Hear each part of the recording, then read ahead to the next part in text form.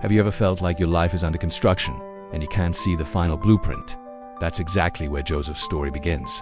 He was sold by his own brothers, rejected, and dragged away from everything he knew and loved. But what looked like the end was actually the beginning of his preparation.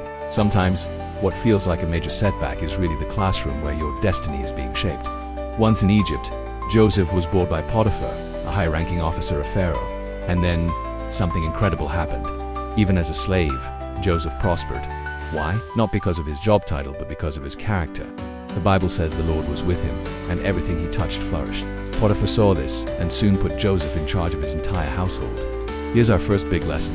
True prosperity starts with faithfulness in private. Before you get public success, you need quiet excellence. Before you have influence, you must have integrity. So many of us want the palace, but very few are willing to go through the process. Of course, with prosperity came a test.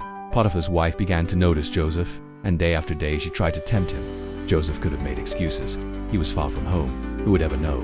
But character is who you are when no one is watching. He refused her, saying, "How could I do this great wickedness and sin against God?" Notice, his first concern wasn't his boss, Potiphar, but God. Integrity isn't about protecting your reputation. It's about reverence for God. He literally ran away from the temptation for doing the right thing. He was falsely accused and thrown into prison.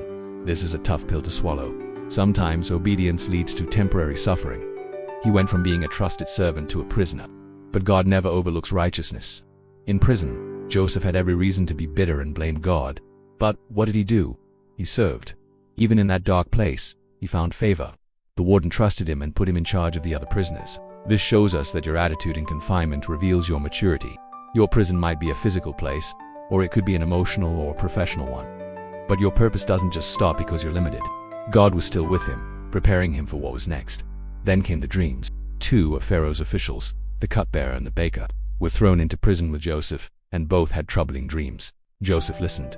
He didn't claim to have any special power himself. Instead, he said, "Do interpretations not belong to God?" He understood a vital truth. Your gifts are not for your own glory. They are given to you to serve others. He correctly interpreted their dreams. The cupbearer would be restored to his position, and the baker would be executed. And it all happened just as he said. But then Joseph was forgotten. 2 more years passed in silence. Remember this: a delay is not a denial. God's timing is perfect.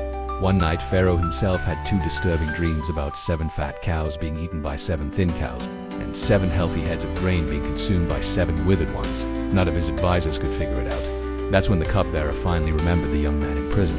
Joseph was cleaned up and brought before the most powerful man in the world. And notice his attitude: no bitterness, no arrogance, just clarity and readiness. He explained the dreams meant 7 years of abundance followed by 7 years of famine. But he didn't stop there. He offered a wise plan to store up food during the good years. Pharaoh saw the wisdom in him. In a single day, Joseph went from a prisoner to the governor of all Egypt. Your preparation in the hidden seasons is what positions you for sudden elevation. When your moment arrives, you have to be ready. Years later, the famine hit hard, and Joseph's brothers traveled to Egypt for food. They bowed down before him, fulfilling the dreams he had as a boy, but they didn't recognize him. Joseph faced a choice: revenge or redemption. He chose wisdom. He tested them not to be cruel, but to see if their hearts had changed. He demanded they bring their youngest brother, Benjamin, the only other son of his mother, Rachel. When they finally returned with Benjamin, Joseph was overcome with emotion. He saw a real change in them, especially when Judah offered to take Benjamin's place as a slave. This is where healing starts. When hearts genuinely change, reconciliation is possible. Joseph finally revealed himself, weeping, and spoke one of the most powerful lines in all of history: "You meant evil against me, but God meant it for good." So, what does Joseph's incredible journey mean for us today? It teaches us that integrity matters, even when no one sees it. That temptation is a test of your destiny. That delays are for developing your strength. Your gifts are meant to serve others, and forgiveness is what frees your future. When you're betrayed, don't give up on your purpose. When you're tempted, protect your character. When you're forgotten, keep serving faithfully. When you're promoted, stay humble.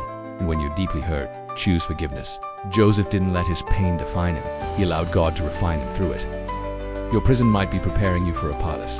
Your delay might be developing your wisdom. And your betrayal might be positioning you for incredible leadership. The story of Joseph isn't about luck. It's about faithfulness over time. And when that time is right, God can change everything in a single day. If this message touched your heart, please subscribe to our channel, Sacred Voices of Faith, where faith is heard and hope is renewed. Thanks for watching.